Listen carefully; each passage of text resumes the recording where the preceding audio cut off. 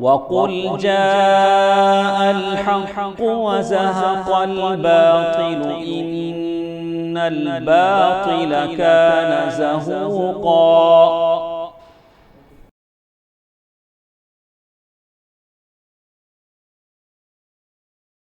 إن الحمد لله نحمده ونستعينه ونستغفره ونعوذ بالله من شرور أنفسنا ومن سيئات أعمالنا، من يهده الله فلا مضل له ومن يضلل فلا هادي له، وأشهد أن لا إله إلا الله وحده لا شريك له، وأشهد أن محمدا عبده ورسوله۔ يا أيها الذين آمنوا اتقوا الله حق تقاته ولا تموتن إلا وأنتم مسلمون۔ يا أيها الناس اتقوا ربكم الذي خلقكم من نفس واحدة، خلق منها زوجها وبث منهما رجالا كثيرا ونساء، واتقوا الله الذي تساءلون به والأرحام إن الله كان عليكم رقيبا۔ يا أيها الذين آمنوا اتقوا الله وقولوا قولا سديدا يصلح لكم أعمالكم ويغفر لكم ذنوبكم، ومن يطع الله ورسوله فقد فاز فوزا عظيما۔ أما بعد، فإن خير الحديث كتاب الله، وخير الهدي هدي محمد صلى الله عليه وسلم، وشر الأمور محدثاتها، وكل محدثة بدعة، وكل بدعة ضلالة، وفي رواية وكل ضلالة في النار۔ فأعوذ بالله السميع العليم من الشيطان الرجيم۔ وأنفقوا مما رزقناكم من قبل أن يأتي أحدكم الموت فيقول رب لولا أخرتني إلى أجل قريب فأصدق وأكن من الصالحين۔ تمام قسم کی تعریفیں و بڑائی و بزرگی اللہ رب العزت کے لیے ہے، جو ہمارا حقیقی مالک ہے، حقیقی خالق ہے، حقیقی مدبر ہے۔ لاکھوں کروڑوں درود و سلام ہوں محمد رسول اللہ صلی اللہ علیہ وسلم پر، جنہیں اللہ تعالیٰ نے سارے کائنات کے لیے رحمت بنا کر مبعوث کیا۔ میں اللہ رب العزت کی بارگاہ میں دعا کرتا ہوں کہ اللہ تعالیٰ جس طرح ہمیں اس مبارک مجلس میں جمع کیا ہے، اسی طرح ہمیں جنت الفردوس میں جمع کرے، آمین یا رب العالمین۔ انسان اپنی زندگی میں جو اتار چڑھاؤ جھیلتا ہے، دقتیں، مشقتیں، پریشانیاں سے دوچار ہوتا ہے، درد و آلام جھیلتا ہے، ان تمام مصیبتوں میں سب سے کٹھن اور سب سے سخت مصیبت اس وقت آتی ہے جب وہ موت کے قریب پہنچ جاتا ہے، جب اس کے جسم سے روح نکلنا شروع ہو جاتی ہے۔ چونکہ یہ جو روح جو انسان کے جسم میں رہتی ہے، یہ روح سارے جسم میں پھیلی ہوئی ہوتی ہے۔ جیسا کہ ہم جانتے ہیں، اللہ سبحانہ و تعالیٰ نے انسان کو بنایا پانی کے ایک بوند سے۔ پانی کا یہ بوند چند دنوں میں خون کا ایک بوند بن جاتا ہے، پھر یہ خون کا بوند گوشت کے ٹکڑے میں، لوتھڑے میں بدل جاتا ہے، اور اس کے بعد اس کے اندر مختلف شیپس نکل آتے ہیں۔ پھر اللہ سبحانہ و تعالیٰ اس پر ہڈی ڈالتا ہے، اور ہڈی میں پھر اللہ سبحانہ و تعالیٰ گوشت چڑھاتا ہے۔ اور اللہ سبحانہ و تعالیٰ نے قرآن میں جہاں اس ترتیب کا ذکر کیا، اللہ نے اس کے بعد ارشاد فرمایا ثم انشأناه خلقا آخر فتبارک اللہ احسن الخالقین۔ اللہ نے کہا اس کے بعد ایک الگ ہی مخلوق ہو جاتا ہے انسان۔ معنی یہ کہ یہ جو گوشت کا ٹکڑا جس کے اندر کوئی زندگی نہیں تھی، کوئی جان نہیں تھا، اس میں روح پھونک دی جاتی ہے۔ 120 دن کے بعد اس کے اندر روح پھونک دی جاتی ہے، اور جیسے ہی اس گوشت کے ڈھانچے میں روح پھونک دی جاتی ہے تو ایک الگ ہی مخلوق ہو جاتا ہے، وہ اب زندوں میں شمار ہونا شروع ہو جاتا ہے۔ اس سے پہلے وہ مردوں میں تھا۔ اسی لیے اگر کسی کے ماں کے پیٹ سے بچہ 120 دن سے پہلے نکل جائے تو وہ انسان نہیں ہوتا، اسے نہ آپ کفنانے کی ضرورت ہے نہ اسے نہلانے کی ضرورت ہے، اسے سیدھے دفنا دیا جاتا ہے، گویا کہ وہ گوشت کا ٹکڑا تھا جو انسان کے جسم سے کٹ کے گر گیا۔ لیکن 120 دن کے بعد وہ انسان ہو جاتا ہے۔ اگر اس کے بعد وہ مرتا ہوا باہر نکلے، اسے نہلایا جاتا ہے، کفنایا جاتا ہے، اس پر نماز پڑھی جاتی ہے اور اسے دفن کیا جاتا ہے، کیونکہ وہ انسان بن جاتا ہے۔ تو بتانے کا مقصد یہ ہے کہ انسان کیسے بنتا ہے، روح پھونکنے کے بعد انسان بن جاتا ہے، اور جیسے ہی جسم میں روح داخل ہو جاتی ہے، یہ انسان کے جسم میں پھیل جاتی ہے، کسی ایک جگہ روح نہیں رہتی،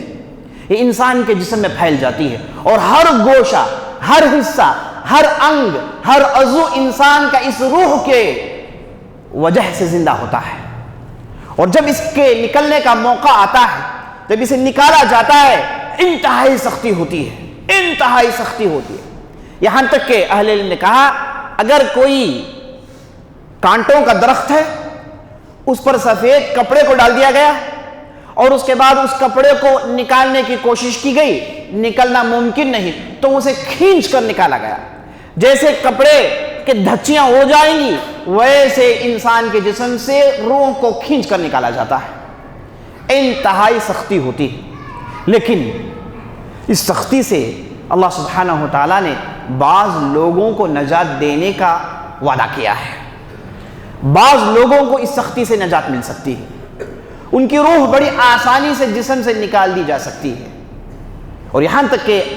آپ صلی اللہ علیہ وسلم نے کہا کہ روح کو بڑی آسانی سے نکال دیا جائے گا جیسے مسکے سے بال نکالا جاتا ہے، بڑی آسانی سے جسم سے روح نکال جا سکتی ہے۔ اس کی صورت یہ ہے کہ آدمی نیک اعمال کرے۔ اچھے اعمال ایمان کے بعد ایک واحد ذریعہ ہے جس کے ذریعے آپ اپنی موت کی دقتوں سے بچ سکتے ہیں۔ اہل علم نے یہاں تک لکھا ہے اگر کسی آدمی کو معلوم ہو جائے کہ موت کے دوران جو اسے دقتیں ہوتی ہیں، جو پریشانیاں جھیلتا ہے اور جو درد کو برداشت کرتا ہے، اگر اسے پہلے ہی معلوم ہو جائے پوری دولت اللہ کے راہ میں دے دے، ہر چیز کا سودا کر لے اور وہ درد سے بچنا چاہے گا، بس اتنی سختی ہوگی۔ اور ان میں سے چھوٹ ان افراد کے لیے جو نیکوکار ہوتے ہیں، جنہوں نے اچھے اعمال کیے، اور اچھے اعمال میں سر فہرست آتا ہے اللہ کے راہ میں خرچ کرنا، صدقہ خیرات میں حصہ لینا، کیونکہ بعض آیتوں سے بات معلوم ہوتی ہے کہ انسان مرنے کے بعد جب قیامت کے دن اس کی پیشی ہوگی تو وہ اپنے آمنے سامنے دیکھے گا لوگوں کو جنہیں اللہ سبحانہ و تعالی ان گنت معاف کرے گا، اور بڑی تعداد میں لوگوں کو معاف کیا جائے گا،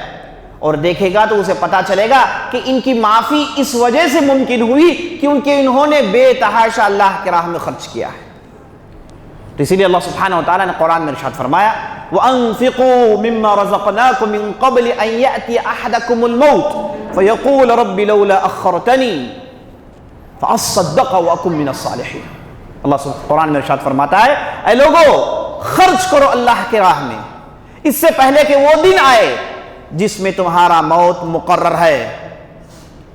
اب ہوگا یہ کہ اس دن قیامت کے دن بعض لوگ اللہ سے مطالبہ کریں گے کہ اے اللہ مجھے زمین میں واپس بھیج دیجئے، میں واپس زمین میں جانا چاہتا ہوں۔ اس میں اچھے لوگ بھی ہوں گے اور برے لوگ بھی ہوں گے۔ برے لوگ اس لیے کیونکہ انہوں نے ایسی پریشانیاں دیکھی ہوں گی، ایسے عذاب دیکھے ہوں گے کہ انہیں دنیا کی زندگی یاد آئے گی، حسرت بھری زندگی یاد آئے گی، اور وہ چاہیں گے کہ واپس زمین میں جائیں اور وہ کچھ کر آئیں جس کا حکم اللہ اور اللہ کے رسول نے دیا تھا۔ لیکن افسوس ہم نے نہیں کیا، ہم نے ہمارے دامنوں کو، ہمارے گریبانوں کو نیکیوں سے نہیں بھرا، ہمارے کھاتے نیکیوں سے خالی ہیں، اور قیامت کے دن جب پہنچیں گے تو ہر چیز یاد آئے گی، ہر لمحہ یاد آئے گا، اور اس وقت حسرت کرنے سے کچھ ہاتھ میں آنے والی چیز نہیں۔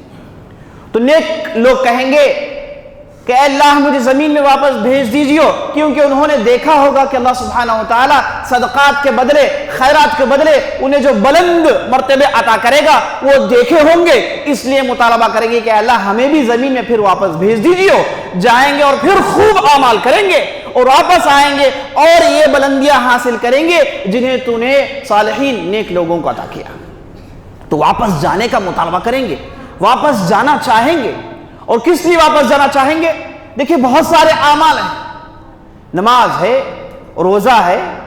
حج ہے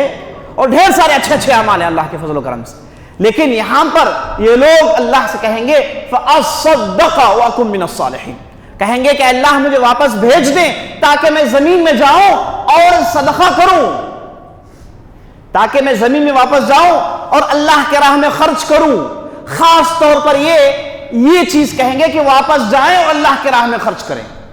اور اہل علم نے اس کی تفسیر میں بڑی پتے کی بات لکھی، انہوں نے کہا وہ اس لیے کیونکہ یہ اس وقت اللہ کے ہاں قیامت کے دن دیکھیں گے کہ اللہ سبحانہ و تعالیٰ صدقات کے بدلے لوگوں کو کیسے کیسے معاف کرتا ہے اور صدقات کے بدلے لوگوں کو کیسے بلند بلند مرتبے عطا کرتا ہے۔ اس لیے اللہ سے کہیں گے کہ اللہ ہمیں زمین واپس بھیج دیں، جا کے تیری راہ میں صدقہ کریں، خاص طور پر صدقے کا ذکر ہے، تیری راہ میں خوب صدقہ کریں، وَأَكُن مِّنَ الصَّالِحِينَ، اور اس کے بعد ہم نیک لوگوں میں سے ہو جائیں گے اور واپس آئیں گے تو ہم اس عذاب سے بچ جائیں گے۔ لیکن اللہ کے یہاں قانون ایسے نہیں چلتا، لَن يُؤَخِّرَ اللَّهُ نَفْسًا إِذَا جَاءَ أَجَلُهَا وَاللَّهُ خَبِيرٌ بِمَا تَعْمَلُونَ۔ اللہ کے یہاں قانون نہیں، قانون خداوندی میں اس کی کوئی گنجائش نہیں کہ موت کے بعد پھر زمین میں واپس بھیجا جائے۔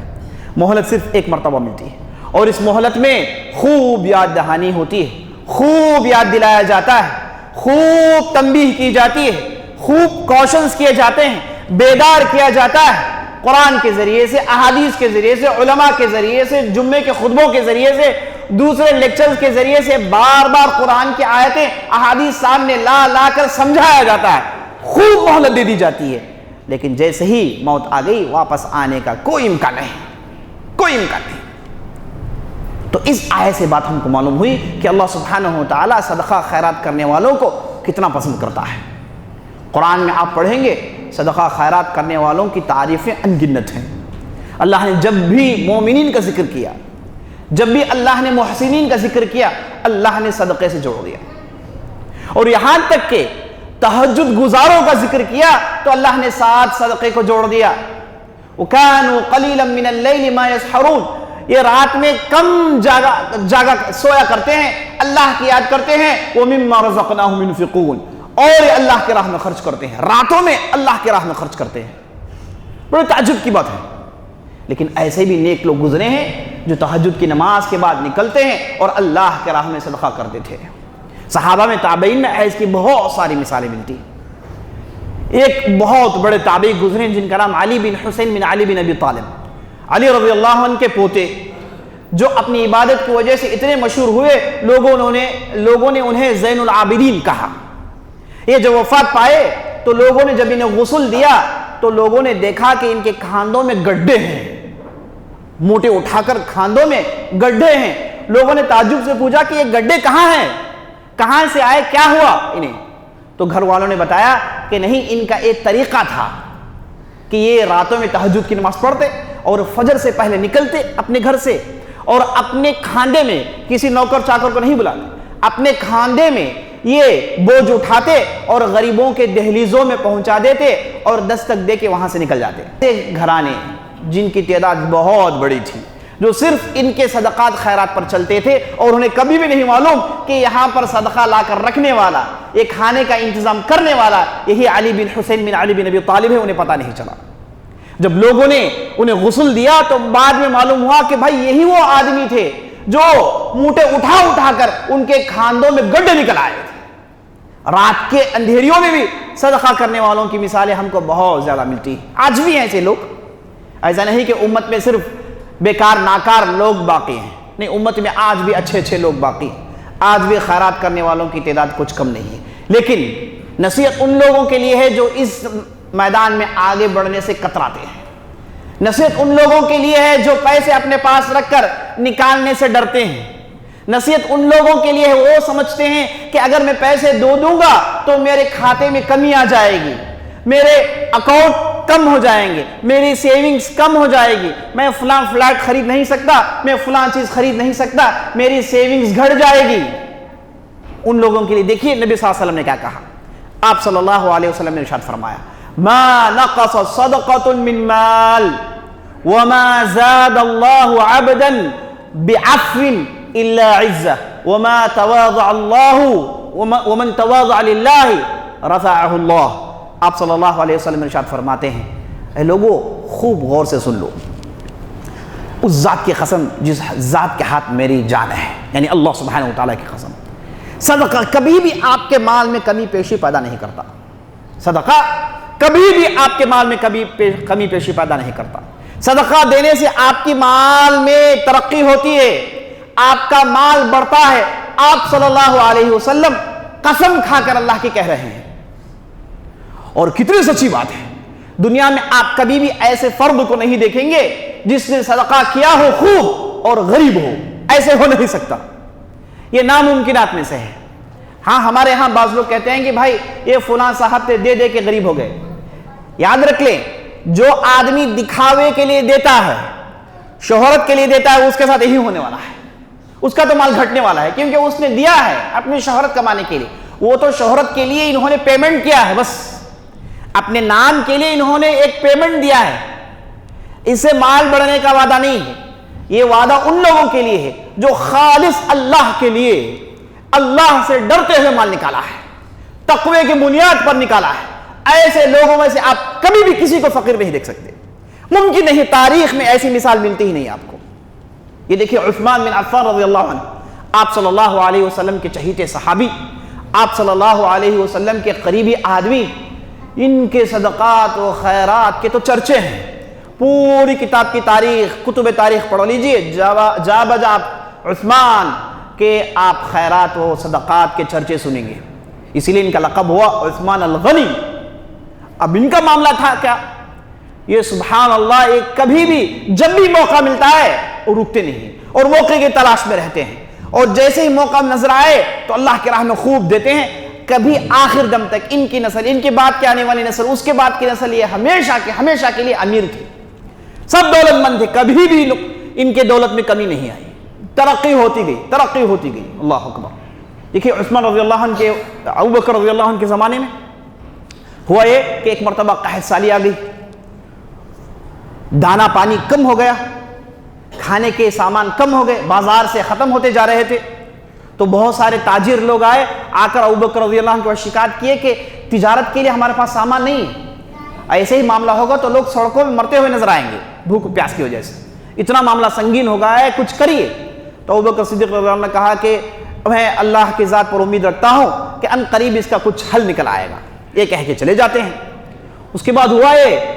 کہ شام کا موقع جب آیا، ابوبکر رضی اللہ عنہ کی امید پوری ہوئی کہ لوگوں نے دیکھا کہ ہزاروں کی تعداد میں اونٹ مدینے میں داخل ہو رہے ہیں، اور ہر اونٹ اپنے پیٹھ میں آٹا، چارہ، دھان، دوسرے کھانے پینے کے سامان سے لدا ہوا ہے، اور یہ پورے اونٹ مدینے میں داخل ہوئے، اور بازار سے نکلتے ہوئے سیدھے عثمان بن عفان کے گھر کے پاس رکے، اور یہ پورا مال عثمان رضی اللہ عنہ کے گھر کے اندر لوڈ کر دیا گیا، اور جیسے ہی پورا مال اتار لیا گیا، پورے تاجر حضرات آ گئے اور آ کر سب نے کہا کہ مال مجھے دے، مجھے اس کی ضرورت ہے، دکان میں سامان ختم ہو گیا ہے۔ تو عثمان رضی اللہ عنہ نے کہا کہ آپ جانتے ہیں کہ قحط سالی ہے، ڈیمانڈ ہے، تو آپ بتائیں، دام لگائیں، کتنا دینے کے لیے آپ تیار ہیں؟ تو ایک تاجر نے اٹھ کر کہا کہ میں 1 دینار کے بجائے 2 دینار دینے کے لیے تیار ہوں، یعنی دگنا۔ ایک دوسرے تاجر نے کہا کہ میں 3 اتنا دینے کے لیے تیار ہوں،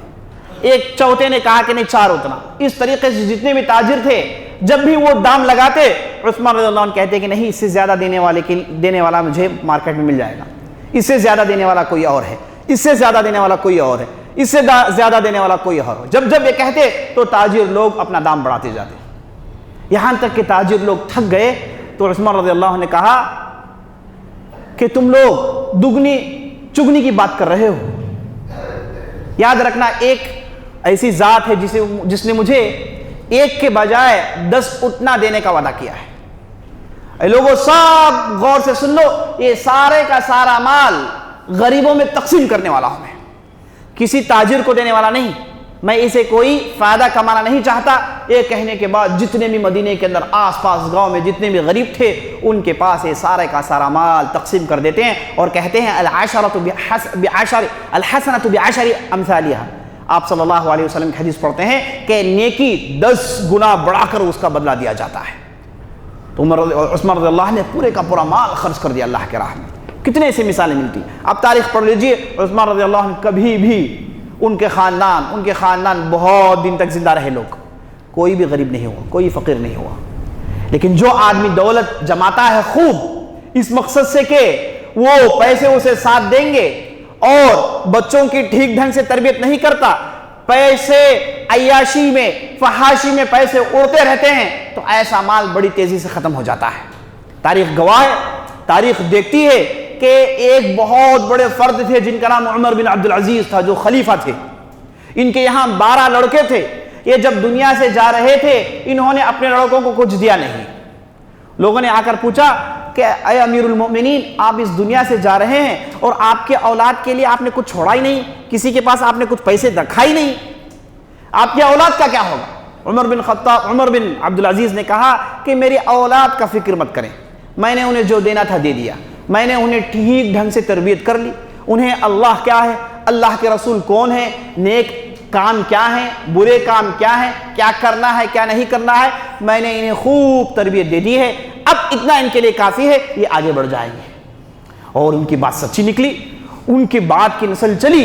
یہ سب ان کے اولاد میں سے لوگ آئے جو ہمیشہ ان میں علماء، ان میں صلحاء، ان میں رؤساء اور ان میں اغنیاء، بڑے مالدار لوگ رہے، کبھی بھی ان کے خاندان میں فاقہ کشی نہیں رہی۔ اس کے برعکس دوسری مثال دیکھیے، ان کے بعد ایک خلیفہ ہوئے جن کا نام ہشام بن عبد الملک تھا۔ ان کے بھی یہاں 12 لڑکے تھے، ان کے بھی 12 لڑکے تھے، اور یہ صاحب جب دنیا چھوڑ کر جا رہے تھے انہوں نے اپنی اولاد کو، ہر فرد کو کئی گاؤں دیے،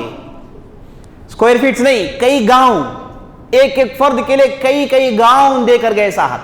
اور تاریخ گواہ ہے چند سالوں کے بعد ان کے اولاد میں ایسے لوگ نکل آئے جو مسجدوں میں بھیک مانگتے رہے،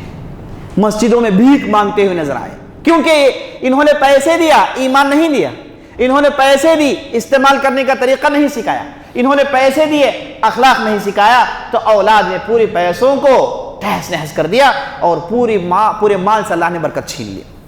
تو عزیز دوستو، آج کے خطبے میں آپ کے لیے میسج یہی ہے کہ صدقہ آپ سے جتنا ممکن ہو کریں۔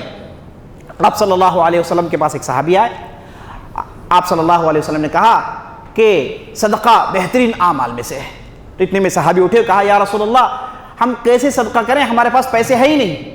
تو آپ صلی اللہ علیہ وسلم نے کہا کہ اچھے لوگ وہ ہوتے ہیں صدقہ کرنے کے لیے کماتے ہیں، صدقہ کرنے کے لیے، خیرات کرنے کے لیے کماتے ہیں، بازار میں جاتے ہیں کماتے ہیں اور جو ضرورت پوری کرتے ہیں اور اس کے بعد بقیہ مال خرچ کرتے ہیں۔ ابو مسعود الانصاری آپ صلی اللہ علیہ وسلم کے صحابی، وہ ارشاد فرماتے ہیں کہ میں نے آپ صلی اللہ علیہ وسلم کے زمانے میں ایسے لوگوں کو دیکھا کہ جب آپ صلی اللہ علیہ وسلم صدقہ کا حکم دیتے، صدقہ کرنے کا حکم دیتے، تو میں دیکھتا کہ یہ صحابہ میں سے دوڑتے اپنے علاقوں میں جاتے، کماتے اور کمانے کے بعد صدقہ کرتے تھے۔ کہتے ہیں کہ میں نے ایک فرد کو دیکھا ہے جس کے پاس کچھ تھا ہی نہیں، انتہائی کنگال آدمی تھا، کچھ بھی تھا نہیں اس کے پاس، اور جیسے ہی صدقے کی بات سنتا بازار میں اترتا اور خوب موٹے اٹھاتا اور جو بھی پیسے جمع ہوتے اس میں سے آدھا خرچ کر دیتا۔ اور کہتے ہیں کہ میں وہ فرد کو آج بھی جانتا ہوں۔ یہ حدیث سناتے ہیں آپ صلی اللہ علیہ وسلم کے جانے کے کئی سال کے بعد، کہتے ہیں کہ وہ فرد کو میں آج بھی جانتا ہوں جس کے ہاں کروڑوں روپے ہیں، لیکن فرد وہی ہے، آدمی کے اندر کوئی تبدیلی نہیں آئی، ویسے ہی ہے، سادہ بھالا بھولا، وہی اخلاق وہی رویہ ہے، تکبری نہیں آئی اس کے اندر، لیکن دولت بے تحاشا جمع ہو گئی اس کے پاس۔ ایک زمانہ تھا جب محنت کر کے خرچ کرتے تھے، محنت کر کے صدقہ کرتے تھے، تو اللہ نے ایک ایسا دور لایا کہ کروڑوں روپے ہیں اور اخلاق نہیں بدلے۔ یہی برکت کی چیز ہے، لوگوں کے پاس اگر دولت آئے، اخلاق بدل جائیں تو یہ دولت کا کوئی فائدہ نہیں ہے، یہ دولت اسے نقصان پہنچانے والا ہے، یہ دولت سے اسے نقصان ہونے والا ہے۔ آپ صلی اللہ علیہ وسلم نے ایک حدیث میں ارشاد فرمایا، دیکھیے صدقہ کرنے والوں کے ساتھ اللہ کیسے سلوک کرتا ہے۔ بنی اسرائیل میں ایک فرد تھا، وہ اپنے باغ میں کام کر رہا تھا، جیسے ہی کام کر رہا تھا تو اتنے میں اس نے آسمان میں آواز سنی، اور آسمان میں ایک فرد کا نام لیا گیا اور کہا گیا کہ اس آدمی کے باغ میں بارش برسائیں۔ تو یہ فرد آسمان میں نظر دیکھتا ہے تو اوپر بادل ہیں، بس بھرے ہوئے بادل، برسانے والے بادل اوپر ہیں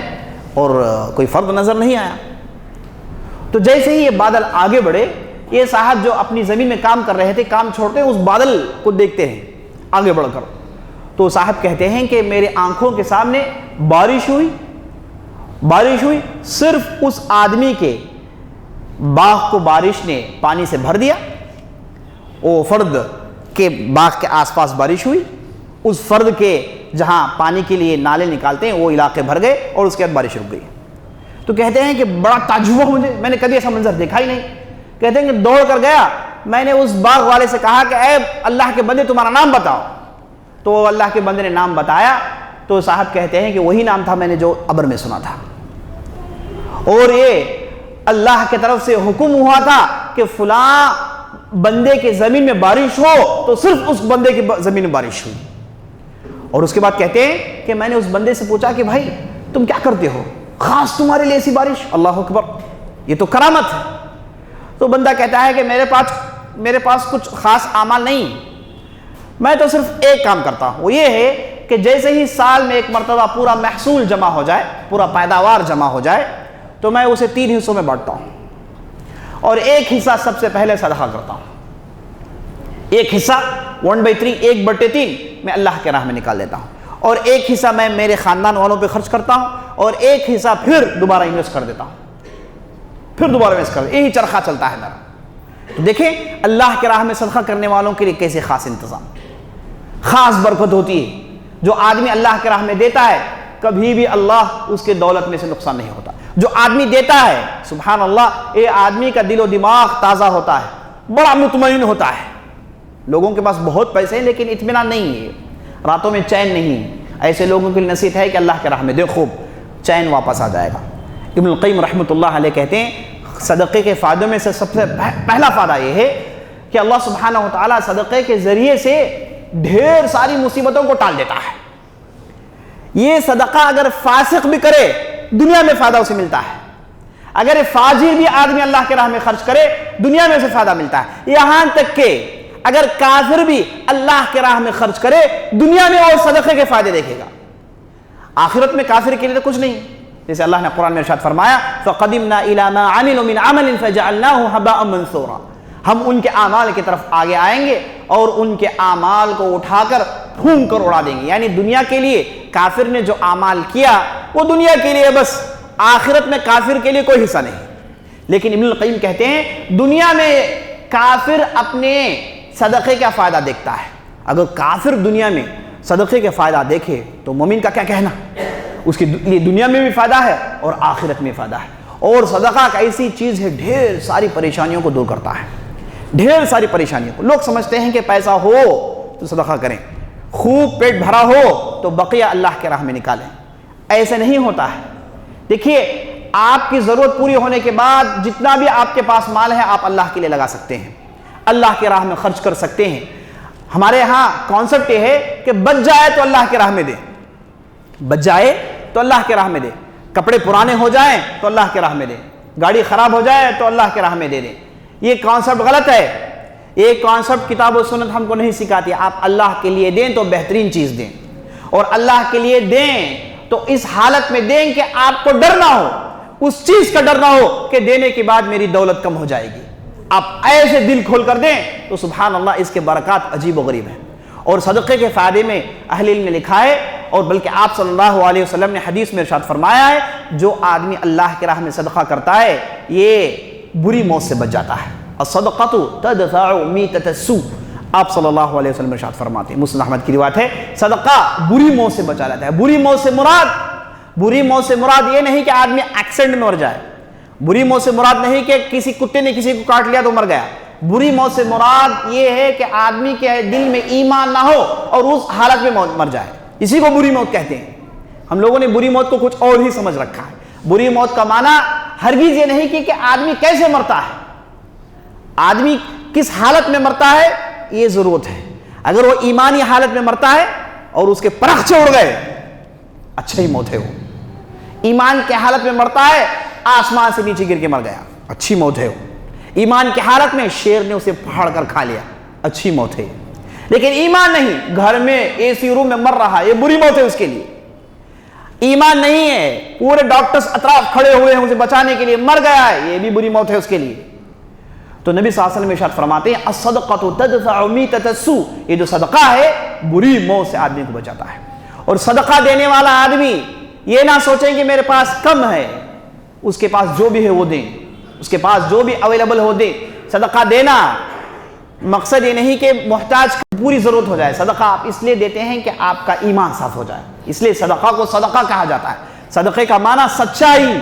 آدمی جب نکالتا ہے پوری سچائی کے ساتھ نکالتا ہے, ورنہ پیسے نکلنا تو مشکل ہے.